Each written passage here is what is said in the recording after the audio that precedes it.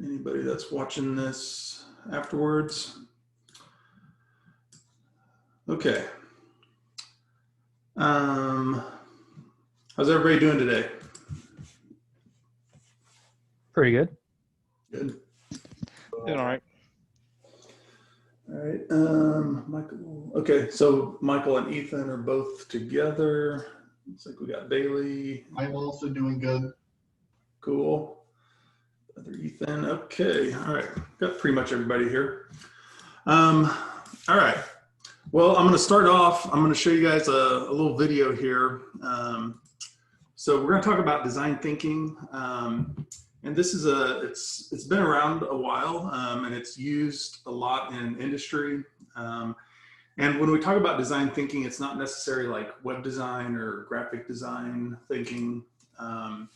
The term design thinking it's an approach to basically solving problems, and those can be problems in really any kind of industry. Okay, so I'm going to show a video. The gentleman on the video is he's a professor at Stanford, and he's one of the guys that kind of created this whole approach, and he's going to talk about building your creative confidence. Okay. So anybody, a lot of times I hear students say, "Oh, I'm not that creative." Well, that's not true. You're all creative. You just might not understand how to unleash that creativity. So, I mean, even my dad, who's been a farmer for his whole life, is creative. Okay, so everybody has the potential to be creative. And so we're going to watch a video. He's going to talk about creative confidence, and then I'm going to go over the principles of design thinking and talk about that, and then we'll get into the Microsoft Teams. So let me go ahead and share my screen, and we'll watch this little TED Talk.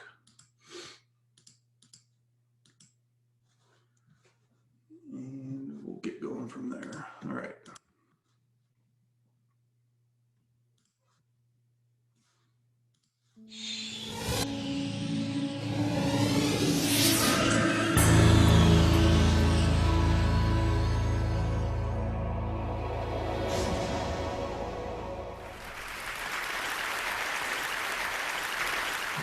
I wanted to talk to you today about creative confidence. I'm going to start way back in the 3rd grade at Oakdale School in Barberton, Ohio. I remember one day my best friend Brian was working on a project. He was making a horse out of the clay that our teacher kept under the sink. And at one point, one of the girls that was sitting at his table, seeing what he was doing, leaned over and said to him, "That's terrible. That doesn't look anything like a horse." Right? And Brian's shoulders sank, and he wadded up the clay horse, and he threw it back in the bin. I kind of never saw Brian do a project like that ever again. And I wonder how often that happens, you know? It seems like when I tell that story of Brian to my class, you see, a lot of them want to come up after class and tell me about their similar experience, how a teacher shut them down or how a student was particularly cruel to them. And they some kind of opt out of thinking of themselves as creative at that point, right? And I see that opting out that happens in childhood, and it moves in and becomes more ingrained even by the time you get to adult life. So we see a lot of this. You know, when we have a workshop or we have clients in to work with us side by side, eventually get to the point in the process that's kind of fuzzy or unconventional. And eventually these big shot executives whip out their BlackBerries and they say they have to make really important phone calls, and they head for the exits. And they're just so uncomfortable. When we track them down and ask them what's going on, they say something like, "I'm just not the creative type." But we know that's not true. If they stick with the process, if they stick with it, they end up doing amazing things. And they surprise themselves just how innovative they and their teams really are. So I've been looking at this kind of fear of judgment that we have, you know, that you don't do things, you're afraid you're going to be judged. If you don't, you know, say the right creative thing, you're going to be judged. And I had a major breakthrough when I met the psychologist Albert Bandura. I don't know if you know Albert Bandura, but if you go to Wikipedia, it says that he's the 4th most important psychologist in history. You know, like Freud, Skinner, somebody in Bandura. Bandura is 86, and he still works at Stanford. He's just a lovely guy. And so I went to see him because he's just worked on phobias for a long time, which I'm very interested in. He had developed this way, this kind of methodology that ended up curing people in a very short amount of time. Like in 4 hours, he had a huge cure rate of people who had phobias. And we talked about snakes. I don't know why we talked about snakes. We talked about snakes and fear of snakes as a phobia. And it was really enjoyable, really interesting. He told me that he'd invite the test subject in, and he'd say, you know, there's a snake in the next room, and we're going to go in there. And to which he reported that most of them replied, hell no, I'm not going in there. Certainly if there's a snake in there. But Bandura has a kind of a step-by-step process that was super successful. So he'd take people to this like two-way mirror looking into the room where the snake was. And he'd get them comfortable with that. And then through a series of steps, he'd move them, and they'd be standing in the doorway with the door open, and they'd be looking in there, and he'd get them comfortable with that. And then many more steps later, kind of baby steps, they'd be in the room, they'd have like a leather glove, like a welder's glove on, and they'd eventually touch the snake. And when they touched the snake, everything was fine. They were cured. In fact, everything was better than fine.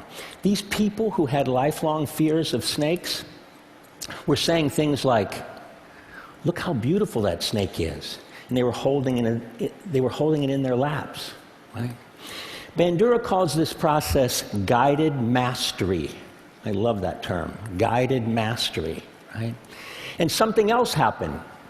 These people who went through the process and touched the snake ended up having less anxiety about other things in their lives. Right? They tried harder, they persevered longer, and they were more resilient in the face of failure.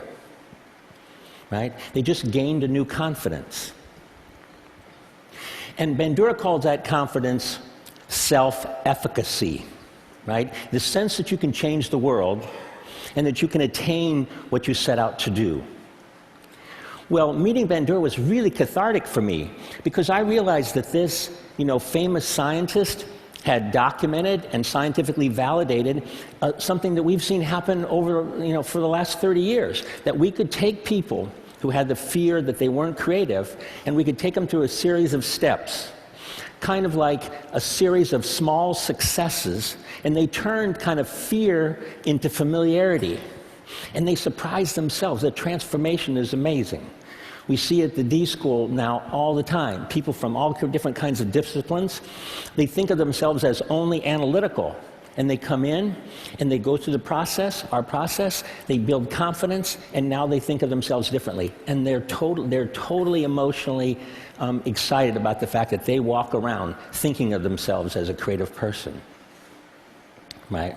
So I thought one of the things I'd do today is take you through, and show you what this journey looks like. To me, that journey looks like Doug Dietz. Doug Dietz is a technical person. He designs medical imaging equipment, large medical imaging equipment. He's worked for GE, and he's had a fantastic career. But at one point, he had a moment of crisis. He was in the hospital looking at one of his MRI machines in use when he saw a young family and his little girl. And that little girl was crying and was terrified. And Doug was really disappointed to learn that nearly 80% of the pediatric patients in this hospital had to be sedated in order to deal with this MRI machine. Right? And this was really disappointing to Doug because before this time, he was proud of what he did. He was saving lives with this machine. But it really hurt him to see the fear that this machine caused in kids. About that time, he was at the D School at Stanford taking classes. He was learning about our process, about design thinking, about empathy, about iterative prototyping. And he would take this new knowledge and do something quite extraordinary. He would redesign the entire experience of being scanned. And this is what he came up with. He turned it into an adventure for the kids. He painted the walls and he painted the machine, and he got the operators retrained by people who know kids, like, children's museum people. And now, so when the kid comes, it's an experience. And they talk to him about the noise and the movement of the ship. And when they come, they say, okay, you're going to go into the pirate ship, but be very still because we don't want the pirates to find you. Right? And the results were super dramatic. Right? So from something like 80% of the kids needing to be sedated to something like 10% of the kids needing to be sedated. And the hospital and GE were happy too, because you didn't have to call the anesthesiologist all the time, they could put more kids through the machine in a day. So the quantitative results were great. But Doug's results that he cared about were much more qualitative. He was with one of the mothers waiting for her child to come out of the scan, and when the little girl came out of her scan, she ran up to her mother and said, "Mommy, can we come back tomorrow?" Right? And so I've heard Doug tell the story many times of his personal transformation and the breakthrough design that happened from it. But I've never really seen him tell the story of the little girl without a tear in his eye. Doug's story takes place in a hospital. I know a thing or two about hospitals. A few years ago, I felt a lump on the side of my neck. And it was my turn in the MRI machine. It was cancer. It was the bad kind. I was told I had like a 40% chance of survival. So while you're sitting around with the other patients in your pajamas and everybody's pale and thin, and you're waiting for your turn to get the gamma rays, you think of a lot of things. Mostly you think about, am I going to survive? And I thought a lot about, what was my daughter's life going to be like without me? But think about other things. I thought a lot about, what was I put on earth to do? What was my calling? What should I do? Right? And I was lucky because I had lots of options. We'd been working in health and wellness and K through 12 and the developing world, and so there were lots of projects that I could work on. But I decided, and I committed to at this point, that the thing I most wanted to do was to help as many people as possible regain the creative confidence they lost along their way. And if I was going to survive, that's what I wanted to do. I survived, just so you know.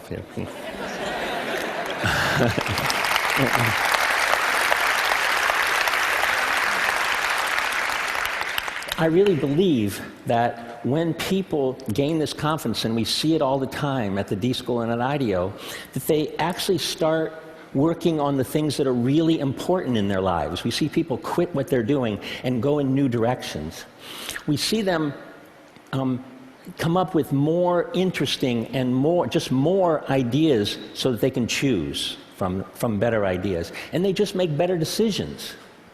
So I know at TED you're supposed to have a change the world kind of thing, isn't that? Everybody has a change the world thing. If there is one for me, this is it, to help this happen. So I hope you'll join me on my quest. You as kind of thought leaders, it would be really great if you didn't let people divide the world into the creatives and the non-creatives like it's some God-given thing. And to have people realize that they're naturally creative, and that those natural people should let their ideas fly.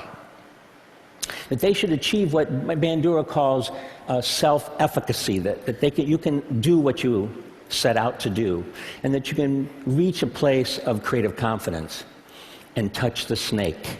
Thank you.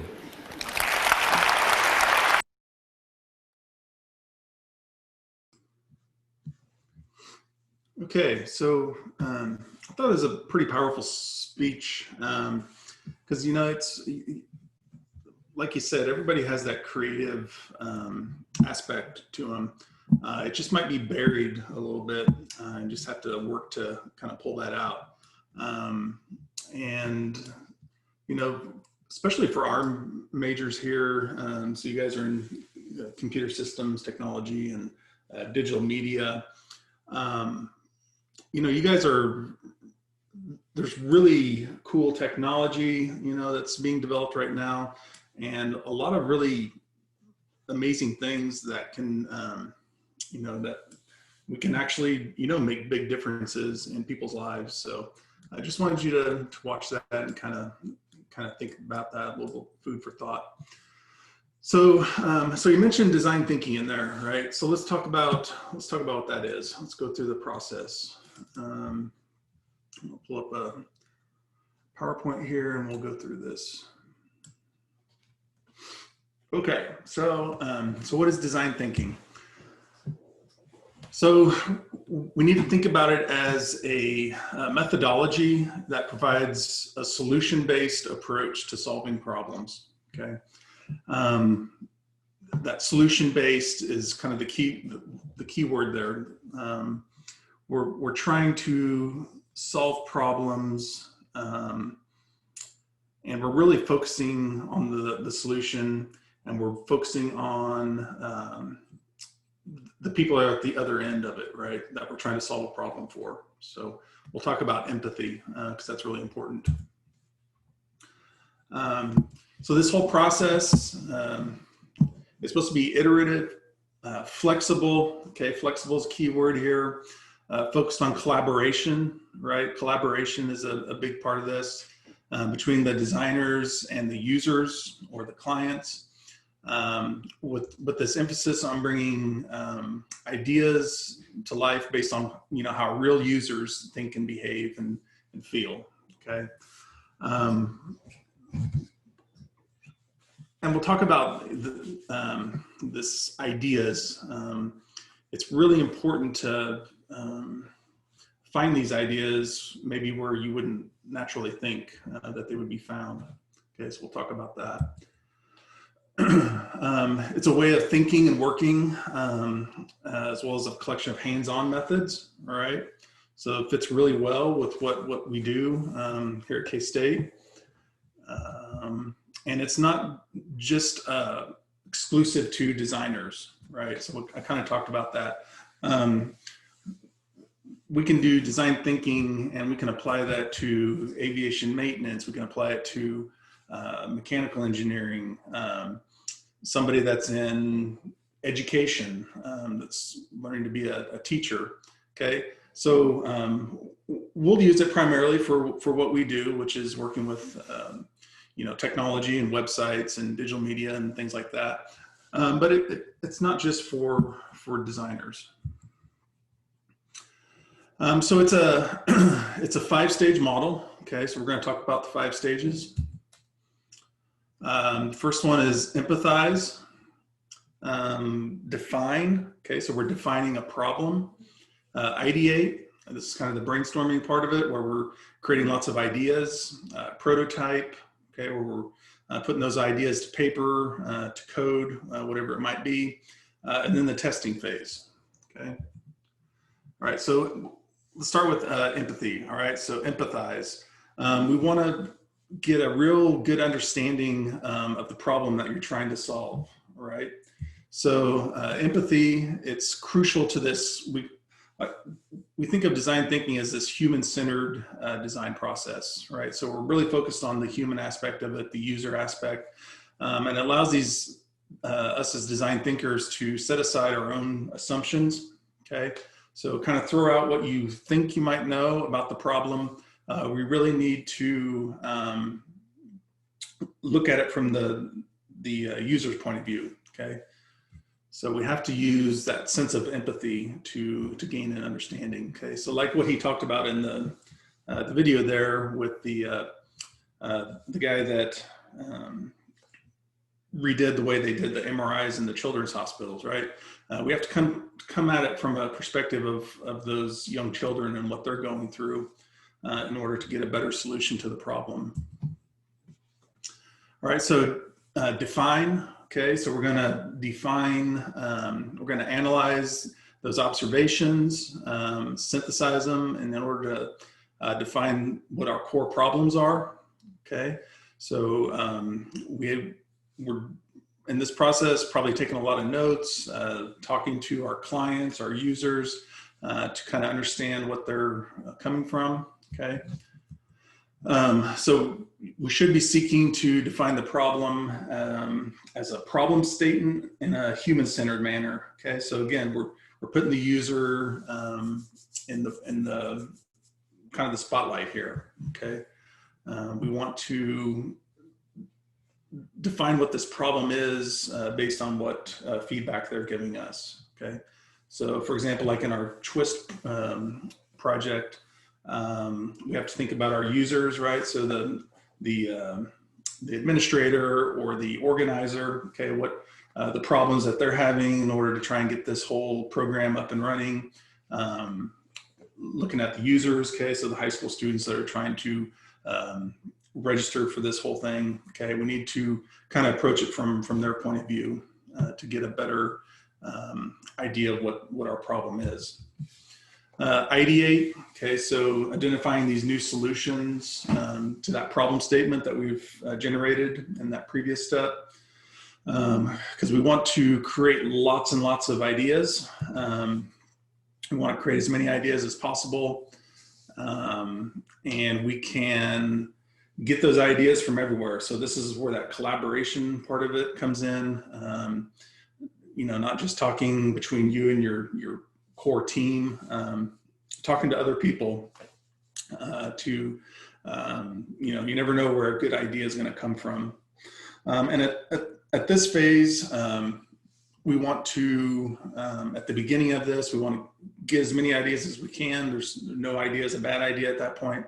And then we'll kind of naturally kind of funnel them down to the best ones, right? To kind of find that best way to solve the problem.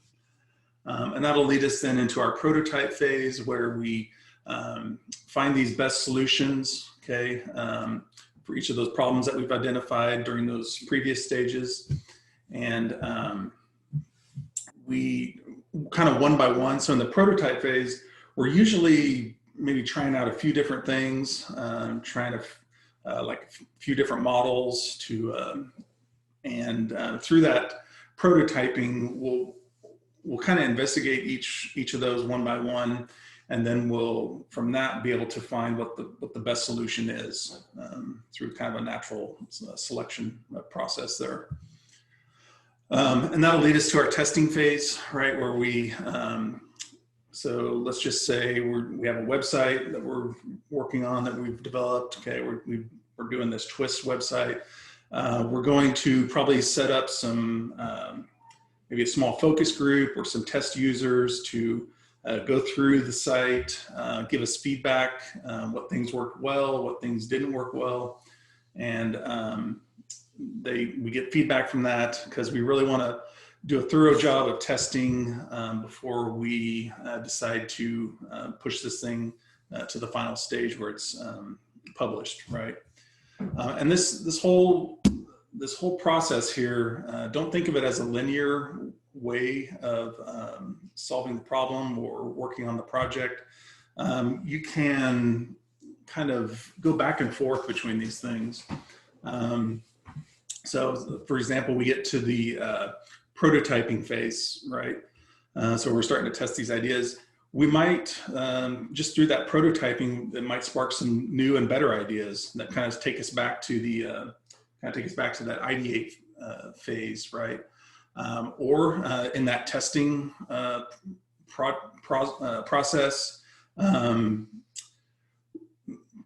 through the feedback from our focus groups and users, it might reveal some insights into ways that we need to redefine the problem, okay? And we can also learn more about users through that testing, okay? So that'll take us back to the definition or the defining phase, okay? So we can kind of jump around here. We always kind of start out with that empathy phase to kind of get us started, but then as we're going through, we can kind of move back and forth through these different stages of the process. Because the whole idea here is we want to empower people to solve problems that can have a huge impact on our users, our community, the world, whatever it might be, okay? All right, so let's talk quickly here we'll talk about some 5 steps or 5 tips to kind of help get started with this. We want to cultivate curiosity, right? And what we mean by that is we want to ask a bunch of questions. You know, when we're having meetings with our clients and our users, ask a lot of questions, get them to start to engage with you. So we can kind of really get down to those core problems, okay? It might take a little time because, you know, first time that you meet with a client or a user, it's a little awkward, okay? So it takes some time, but you want to try to ask as many questions as you can and get to really know the user and the person behind the problem. Experiment early and often, right? So we don't want to just try to do one sketch and like, all right, there it is, there's a solution. We want to create as many ideas as we can, okay? We want to develop several ideas, okay, in that ideation phase. We want to really think outside the box. Get as many, they might be really off the wall, but you might find one little element from that idea that you can tie into something that might work better, okay? Okay, so this idea of collaborating across silos, okay, so that means like don't, you know, you don't have to work just within your core group of people, you know, 2 or 3 people. Collaborate across different disciplines, different, you know, you guys are on the Polytechnic campus. You might have friends that are in different areas of engineering technology or aviation or whatever it might be. You know, you can collaborate with a lot of, you know, everybody brings good ideas to the table, okay? And you never know where those are going to come from. When I was working as the creative director in one of my previous jobs, one time I was just talking with one of our administrative assistants, the secretaries up front. We were talking about a project that we had going in the department, in the office, and they brought a really great idea to the table. So you never know, like I said, where those great ideas are going to come from. And then when you create something great, when you develop a really good solution, you have really great ideas, don't be afraid to share those. You know, let people build on them.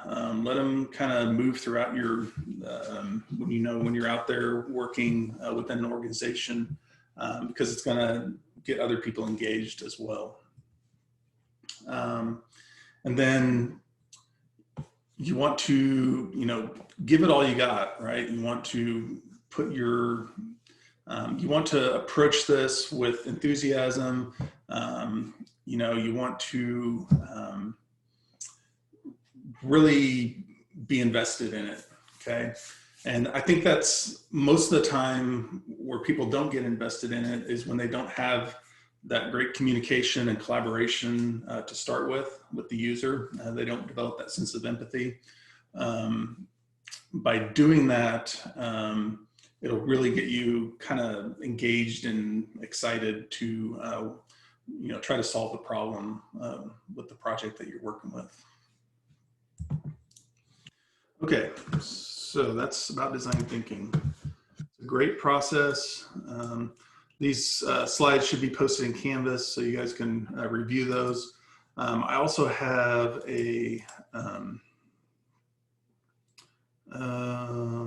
this handout here that you guys can refer to. This PDF. It talks about those 5 stages that we just went over, okay, and it breaks those down for you again. Okay, so you can go back and review those anytime you need to. All right. So we have a big project, right? Let's say you guys are out there in the real world working on these projects that are going to change lives. We need to have a way to manage all of this stuff, right, when you're working on these things. So the cool thing is there's been a lot of great tools that have been developed for project management and teamwork and team management. There's tons of them out there. You see more and more, especially in the last 6 months with all the quarantine and people working from remotely. I've seen more and more kind of pop up. But the one we're going to focus on in this course that you guys will use for your project is Microsoft Teams. Okay, we'll use that. Next semester, we'll use a product called Basecamp. Okay, so it's another big industry. A lot of Fortune 500 companies use it. So we're fortunate, since we're an academic institution, we get to use it for free. And so you guys will get experience working with Basecamp for that project next semester. But we'll focus on Teams for this one because more and more businesses and organizations are using Teams. K-State's using it with a lot of their different offices and departments. Okay, so you can download the application to your desktop, whether it's Mac or Windows. You can also put it on your Android devices and iPhones as well. Or you can, if you're in your webmail, okay, so like your K-State webmail, all right, so I have mine pulled up here. Over here on the left side, this little button that pulls out all of your Office 365 apps. There's a link to Teams right there as well, so you can, maybe if you're on a computer somewhere that's not your typical one you're using, you can always go to the web interface and use it, and it works the same. So I'm going to go ahead and use the desktop version and show you guys. And you guys will want to go ahead and download this. After we go through the demo here, next week, I'll be able to be back on campus next week. We'll probably do a little bit of work with this. We'll set up an official team for the project, and we can do that when we're all together there on campus. But today I'm just going to kind of walk through everything and give you a kind of an overview of it, and so you can kind of start playing with it on your free time here.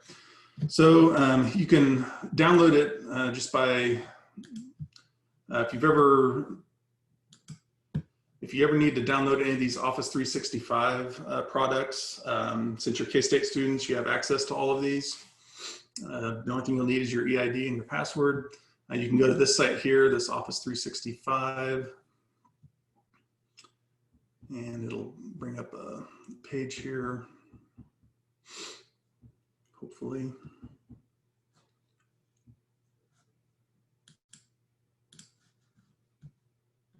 I don't know why it's taking so long. Let's try it again. There we go. Right up here, you can install Office. Okay, so you can install the whole suite with everything, or you can pick and choose different applications to install. Okay, so once you have that downloaded, the installation package, you can open it up. So I'm going to go ahead and open Teams. And it's going to have you sign in with your K-State email. So let's use my email there. And then it's going to give you this window. You'll want to choose work or school account. Don't choose personal account. Choose this first one. And that's going to take us to the K-State EID sign-in page. Sign in.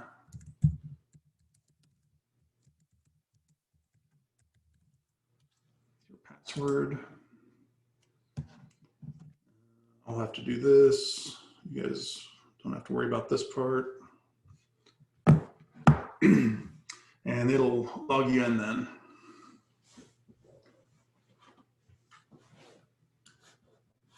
Oops, get over here. Okay, so this is kind of the home page that you'll see in Teams. All right, it'll give you these little tutorial things that you can click through and learn more about. All right, so up here on the right, this is kind of just your account. You can change your avatar picture. Usually, if you already have one tied to your K-State EID, it's probably going to pull that one just automatically for you.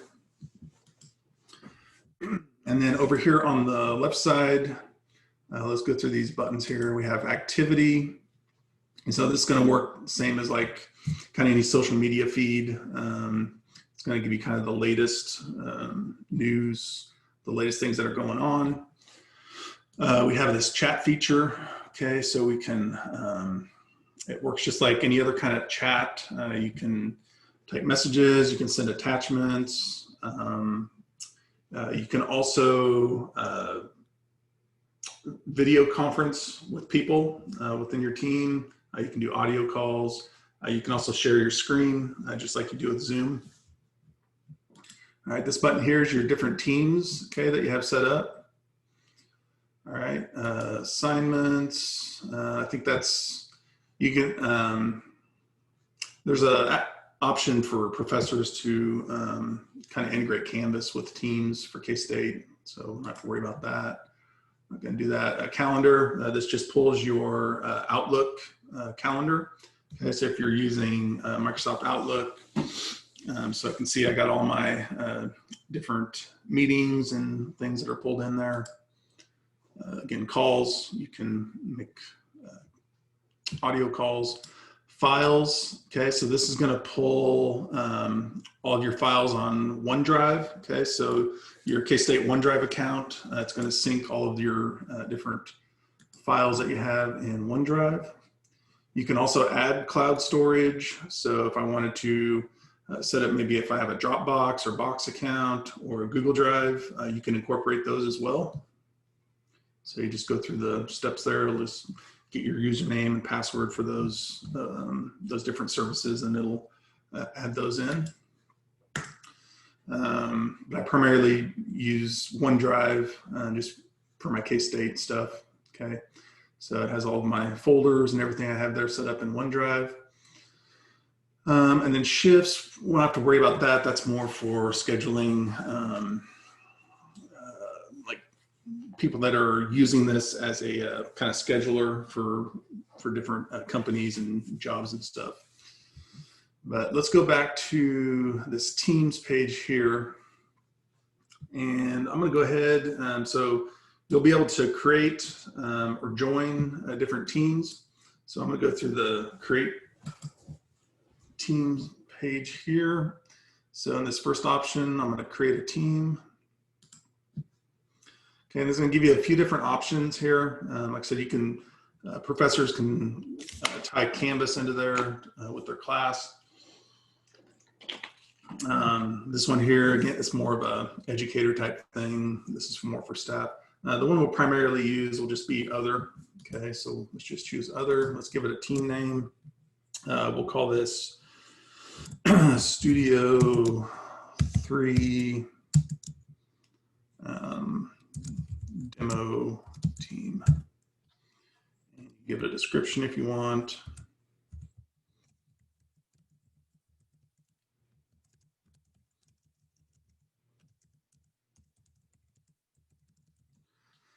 Privacy, you can make it either public, so anybody within K-State can join it, or you can make it private where only team members can add members to the team. So we're going to want to use private.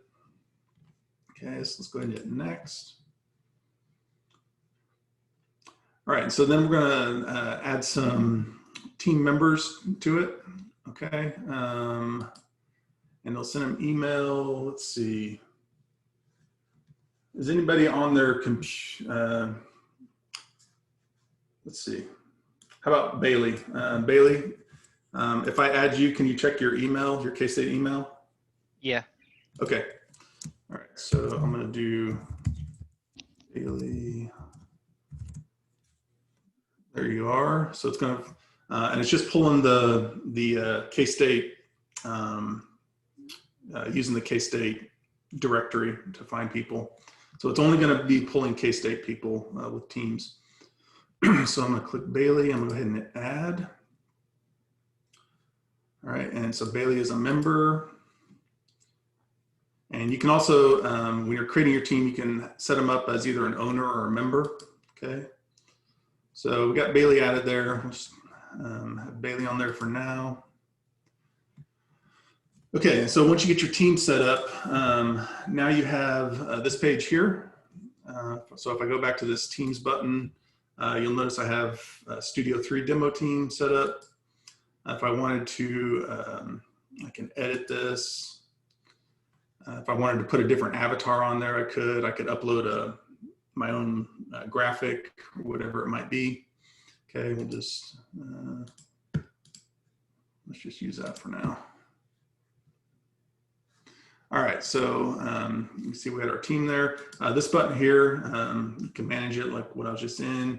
You can add members, or you can go ahead and delete the team. So if you're finished with it, you can delete it.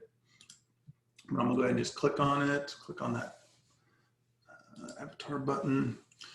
All right, so when we're here, we have, this will be like your post, your conversations, the news feed. So I could click new conversation. I could say, welcome to the team. Like I said, you can add attachments, you can do emojis, GIFs, all kinds of stuff there. So let's do that. And then people can reply to it. Okay, so just like any kind of messaging app. Over here under files, this will be any files that we want to add for our team. Okay, so you guys will probably be adding different files and things as you start working on your project. Over here, the plus sign, so we can add a tab up here. Okay, so there's all kinds of different options here.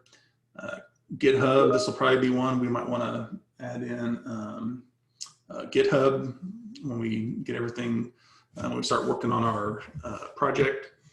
I'm going to add Planner. Okay, and so maybe we have a planner for. So let's create a plan. Maybe we'll just call it. Work sessions. Choose this here, so post to the channel. Go ahead and hit save. Okay, so now we're in the planner, and we could add different tasks. We can add due dates. We can add certain people to them. Okay. Before we get there though, I want to show you something else that we'll probably do. Looks like, let me go back here. All right. Yep. So Bailey's on the team. He replied. You can also see here in the post, it tells me I added a new group work session. Okay. So that's in my feed. So let's go back to, I'm going to go back to my general, just hit this little back, little guy there, works just like a browser. But under this heading right here, Studio 3 Demo Team, I want to add a channel, okay? So the reason we're going to add channels is we can start breaking our team up into different sections. Okay, so say we're working on, this is our team, maybe we're working on for the Twist project. Maybe I'm going to add a channel called Twist Front End.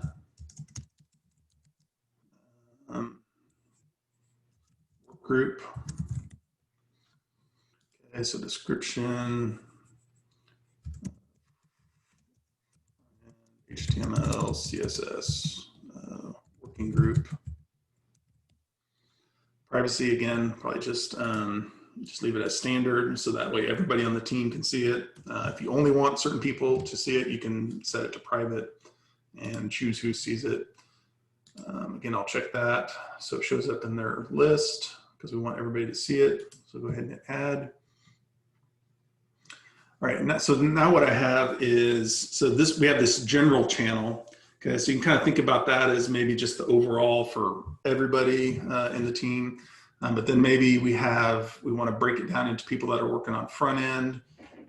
Okay, I'm going to do this again. I'm going to add channel. Now we have Twist. backend work group.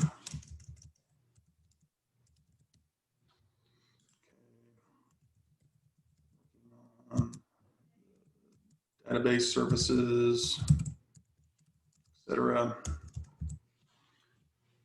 So we'll go ahead and add that.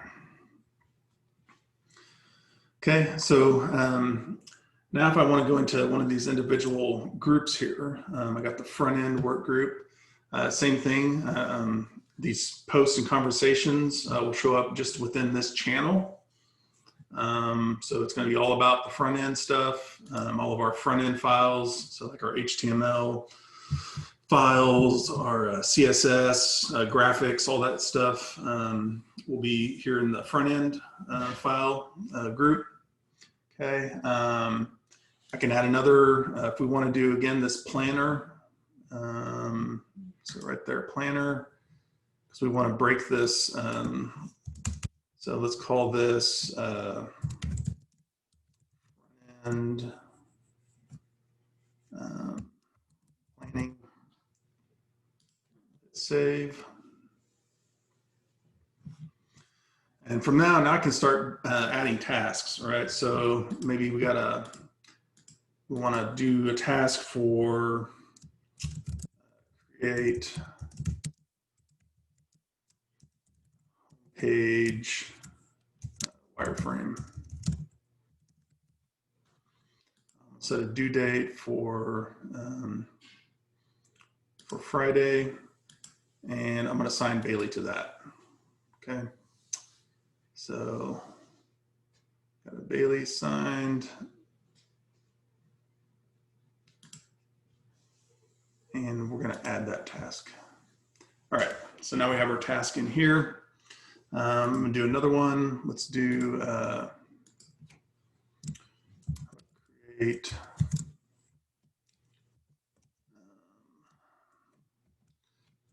CSS or external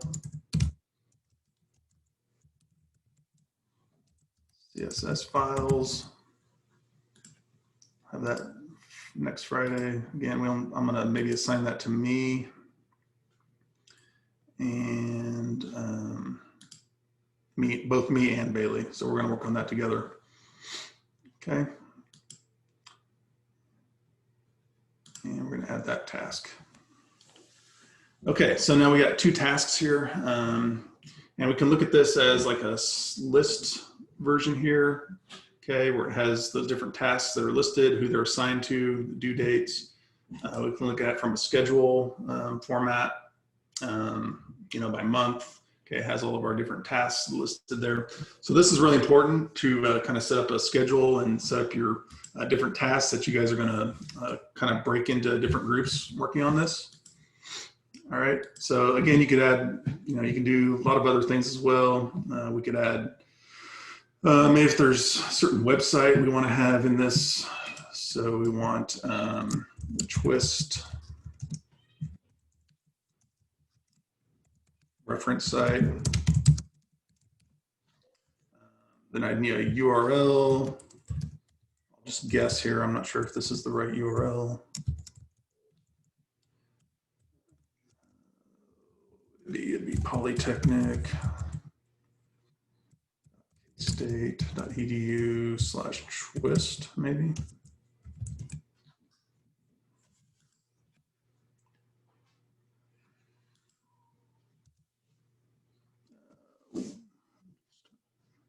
HTTPS. Here we go.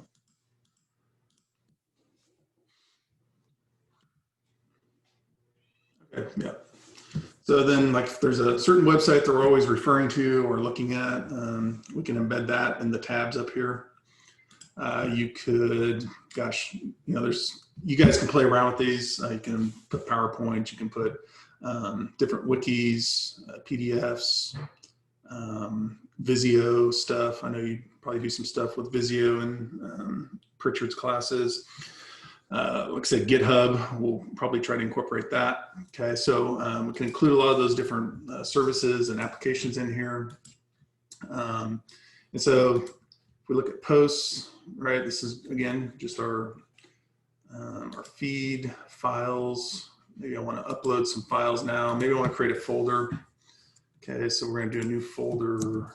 These are our CSS files. Right.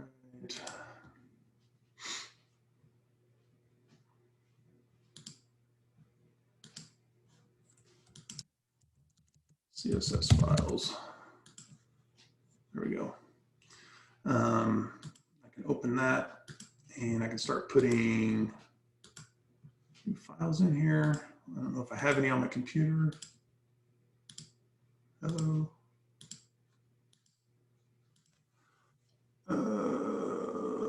New. Why it's not uploading.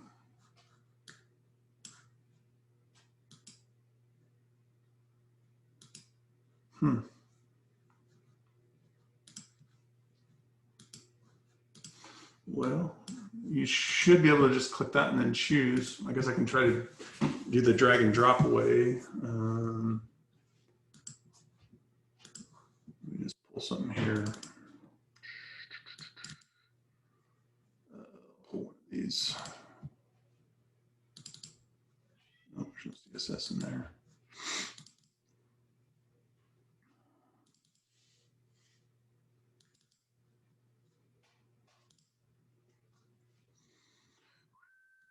See, oh my gosh, where?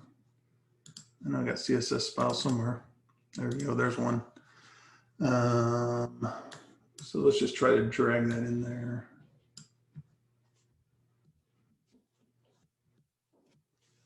Okay, that worked. Not sure why this isn't working. Might be a little bug or something. But now we have that file in there. Can sync it.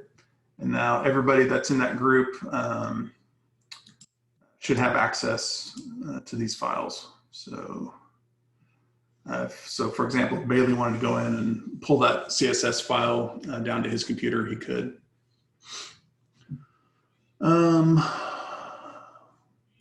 Let's think what else. So just, yeah, up here, you can schedule a meeting with your people. You can do a meet now. Okay, so I could,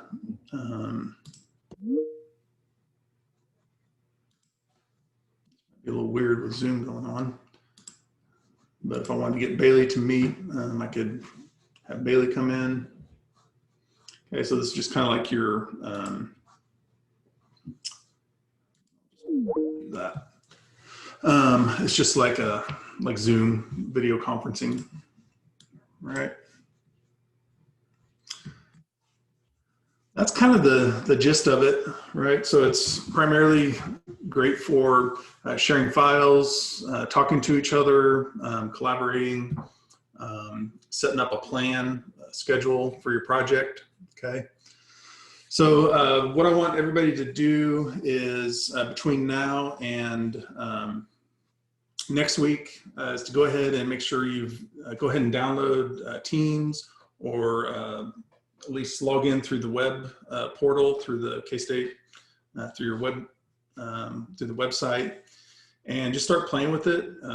Maybe start creating some teams to just kind of play around with, invite some of the other guys in here in the class to join. And then what we'll do on Wednesday or Tuesday next week is we'll go ahead and we'll set up an official Twist team for everybody and get everybody in there. And then I'll have you guys, we'll start, like I said, creating different channels for our different areas, and we'll start syncing files. Okay, we'll probably get like our use case descriptions in there. We'll get going with all of that stuff. All right, so that's about it for today then. If you have any issues with Teams, getting that set up, email me and let me know. If not, then we'll plan on being back in person next week on campus. All right, so that's all I got. So you guys have a great rest of your day.